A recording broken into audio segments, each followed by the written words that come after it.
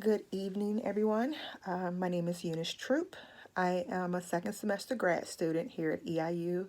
I did um, my undergrad at Olivet Nazarene University, which is in Bourbonnais, Illinois. That's approximately 2 hours north of Charleston. I am a wife of going on 25 years. My anniversary is in April. I am the mother of three adult male children, a grandmother of two, and I am a military mom. My second son is in the United States Air Force, and he's currently on deployment in the Middle East. Um, what do I consider a good leader? What qualities? Knowledgeable. I think a good leader would be knowledgeable on the information or over the system or the organization that they're running. I believe they should know what they're talking about. They should have a good understanding of how the system works in order to be able to facilitate questions and to be able to handle any crisis or emergency that would arise. I also feel that a good leader would be strong. Being a leader, you would have to deal with a diverse groups of people, and some can have stronger personalities than others. So then you would have to be able to deal with those people and be firm in your decisions and not allow those people to run over you. I also believe that a good leader would be compassionate and understanding, but not gullible. Um, I believe everybody has crises or situations that arise, and that, being compassionate and understanding those situations are good for a leader, but also know when you're being taken for granted, or know when someone's running a scam on you during your employment uh, is important as well. I believe a good leader should be optimistic. There's nothing worse than to be have your supervisor or your boss to always be have the mindset of everything is doom and gloom. Like there's nothing good, and every new change that comes down is horrible, and you're going to hate it. To work under those type of environments would trickle down to the employees and would cause for a very bad work environment. I think a good leader would be encouraging. I think that they would want you to excel, and they would push you to go beyond your comfort zone at times, and to push you into other leadership positions. Leaders should beget leaders. And so I think a good leader would have a combination of those things.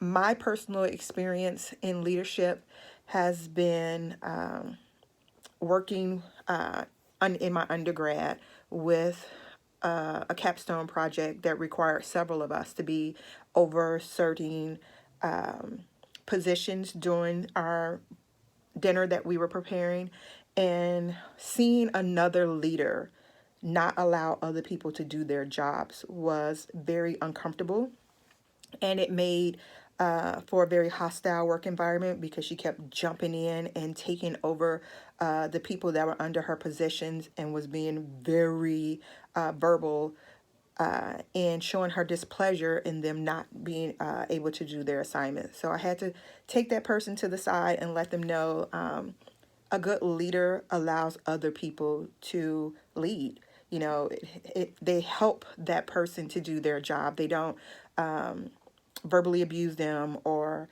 tear them down in front of everybody else, or step in and do their job without allowing them the opportunity to do it.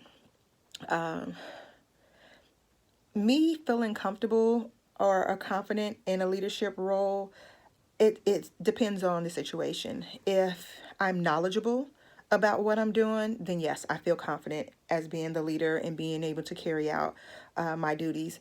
If I don't feel comfortable in it, then I would prefer to be a follower in that situation and allow somebody else to step up and take on that role. And I think that's a sign of a good leader too, to know when there's somebody else better suited for the job to step back and say, hey, this person is more qualified or better prepared to do this, and I'd rather them do it and not take that responsibility on for myself. So I feel comfortable in a situation that I feel I have control over. Otherwise, I prefer to be a follower and allow somebody else to take on the responsibility of making sure tasks get done, because I hate to be not at my best. I hate to feel like I was the downfall of a project, or I wasn't able to give my best. So I would prefer not to be a leader in a situation that I don't feel that I have sufficient control in. Yeah, that's about all that I have for this. I have not had any.